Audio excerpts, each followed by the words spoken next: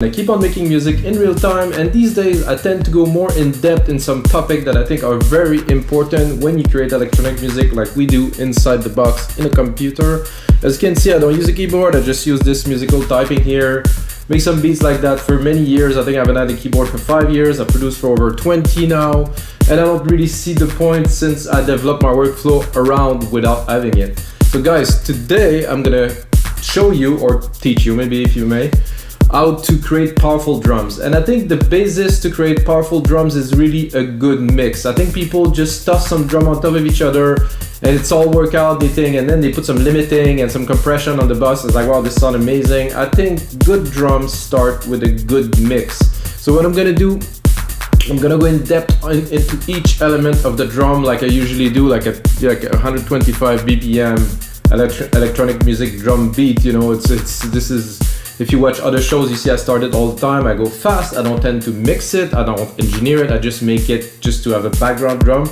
Now I'm gonna go into the separate element to show you guys how I do it. There's many other ways to do it, but this way I'm certain that I'm gonna have a solid bass, and then I can build upon with the bass, with the synth, with the melodies and stuff like that. I think it's very important to start. And guys, if you get a second, smash that like button. It helps other people to watch those videos. Get 234 others, guys.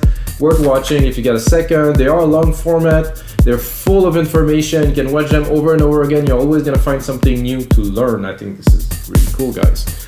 So I loaded myself a Drum Machine Designer, of course, a 909, just as a base. That's just like a classic kick drum that I think everybody that know electronic music maybe or not relate. They redid this hardware now. I think it's available to buy, which, oh, this is interesting. It's fun. Let's say it's just fun to play with, to create, so it could be fun tool. Anyway, this is a 909 kick, guys. So a 909 kick is by nature like 1980 something, or maybe when they created this drum machine, so it is not extremely exciting. I personally like to take it here, drop it a few semitones. So now we're gonna be in, I can't see it here, going in E, which is my favorite key to work with. Then you can go in the Q sampler here. So every single channel has a sampler, so we can, it's good. I mean, I can course it maybe 6. No, it's too low. I could put a little bit of polyphony. No, I thought I had the key tracker. I thought I had a bit of a filter. Oh, it's not there. Okay, I wanted to put a little bit of distortion on it, which I will not. But what I will do, I'm gonna put a little bit of a compressor on it, but a very slight compression. I'm gonna use a classic VCA, which got just the right character, just to tighten it a little bit. Not heavy. So this releases quickly by default. I don't have control, so I'm just, so without. So it's just kind of envelop it a little bit into something that is more relevant to what we do. Then I'm gonna go into a snare. I'm gonna keep into the 909 for now. Whoa, let's go to snare. So what I'm doing now, guys, is I am bringing it up, but always one full octave. Sorry, one full octave, so it's in key. So now the kick and the hat is in key, which will greatly help the mix. Such a nice kick. Personally, like the snare, I will remove the low end. You can see the low end here, under 200. I want the 200. I want the snap. Definitely want the snap. Don't want the hump. There is a little bit. You might think it's not, but it is there. And you always want to cut the low end. So I'm gonna give myself a bit more juice. And what I like to do with the snare too is there's a delay here. Just give it a little.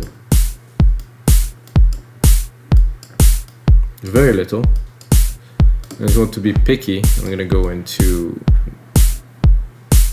I'm gonna give it like this here. So I cut the low end, like the snap out of the delay. So it's there, but it isn't really there. Of course, after this, we're gonna go into hi-hat. I'm gonna take that open hat. The open hat from this kit. Oh, actually, I'm still on the 909, so I'm gonna keep it 909, guys. I'm gonna replicate this. So I think I'm keeping the punch. I keep space, so the kick is still there, very present. Again, I'm gonna go in the hat and check this out. There's some low end here. If I would crank it up, you could see it a little bit. For this, I would probably go almost to 1K. No, there's some nice resonance around 500 here. I don't know if you guys can hear it. If you go really extreme, what is nice to do too is to create a narrower band here and around 5 to 6K, just drop it a little bit. So with this, you'll be able to raise the volume, let's say 5 dB, and go a bit wider. So if you do this, guys, you can see there's already a dip here. There's a reason for that, is because if the hat, when you mix the hat and you master the track at the end, the hats are gonna come up in the mix. Let's say you add some instrument, you're gonna see that the hats are gonna come up, and this part is a bit harsh. It's for like a cymbal, so let's say like this, and then let's put it. It just has this little bit of harshness, you know, so like this, it's much cleaner. For the ears, you know, for people to enjoy the music. Then I'm gonna go into a low tom, which is very necessary. There's ways to do this. There's also places. Personally, I like my low tom to be here on every 4 beat. I mean, this is my kind of thing. I don't know. This is common. I heard that in so many tracks. This is, I think it comes from me from Hard Floor in the early 1990s. So, and this, I want the chug.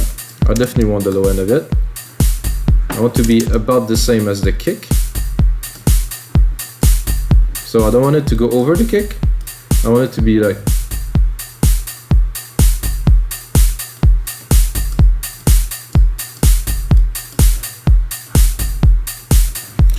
so this is good. I like everything I hear so far. We're keeping it simple. Then I'm gonna go into some congas.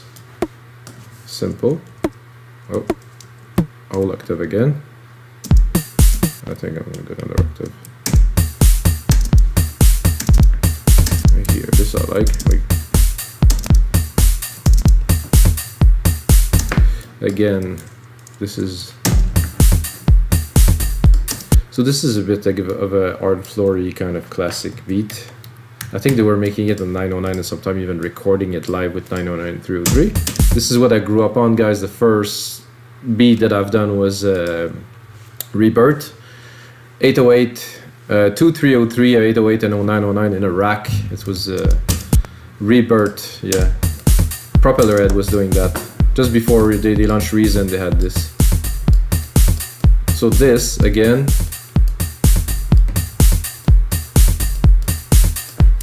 so now that I put that, this is coming up a bit much. And listening to this, I would like to compress it a little bit, so I'm gonna do a compressor. Another comp here. It's quite long. I'm gonna go again with the VCA. Without. With. Much more focus.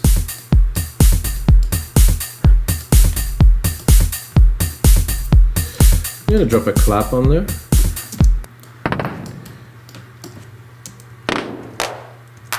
So there's 2 different claps. This one, I think I'm a bit high, or low, sorry.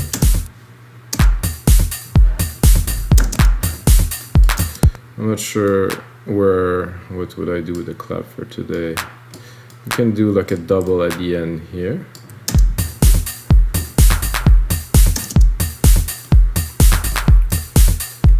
And to make this interesting, I'm gonna send it to the delay.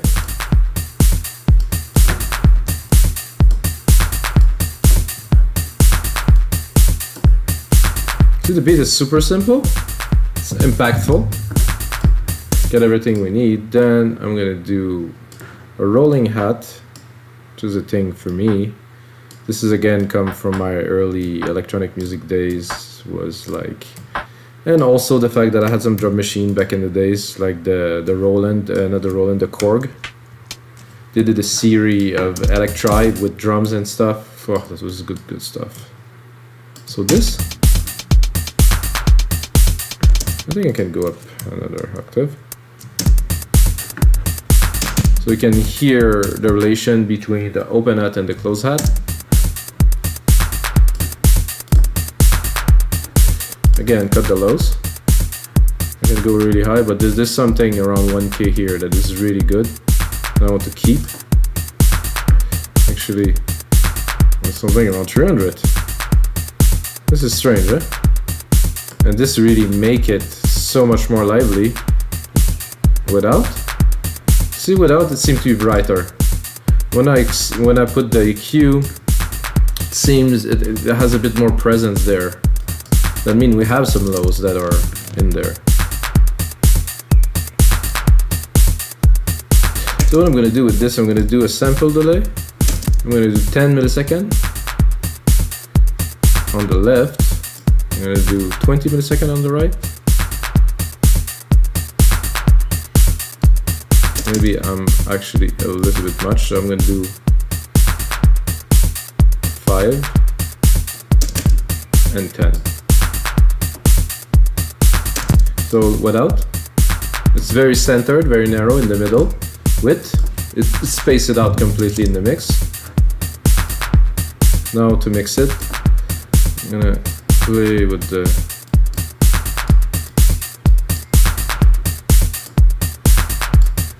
I just want to start making a track, guys, but we're gonna focus on drums for today. So what I'm gonna do is I'm gonna take my drums, I'm gonna go into deep tech here, I'm gonna take the kick, because the kick, like, it's good, but it's just not, I said it's not actual. So, see the kick?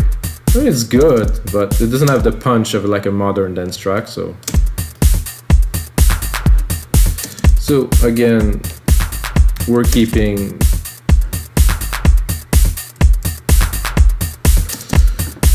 the key. However, I'm gonna go and browse a little bit into the kick. So I'm gonna go in the kick 2 section. I could do that. I have to really hear it. This could be interesting. Ooh, this is fun. Has this like drive in it. Let's listen. I like that.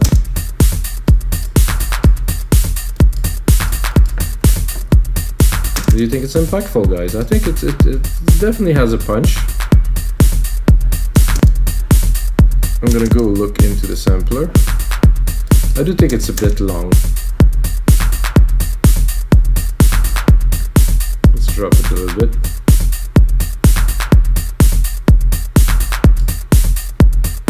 So I really want this punch and a little bit of the grit, but not so much.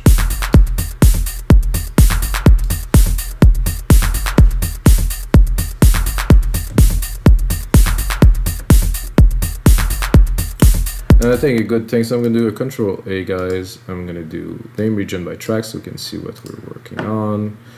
I'm gonna go into my ad here. I'm gonna turn that into a shaker channel. Something like this. However, I'm gonna tune it a little bit to the right. I'm gonna again replicate. Oh.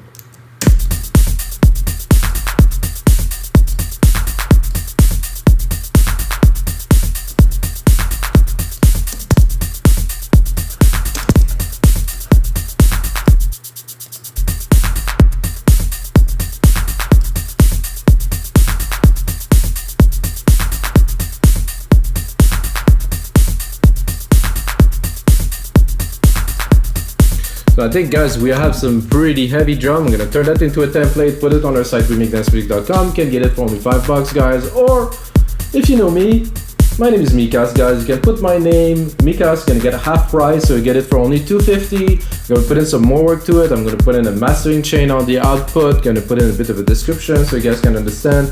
But you can see this is a really good punchy start to a track. It is a little bit classic, which I think is cool, which is coming back these days, really everywhere. And until next time, guys, may the sounds be with you.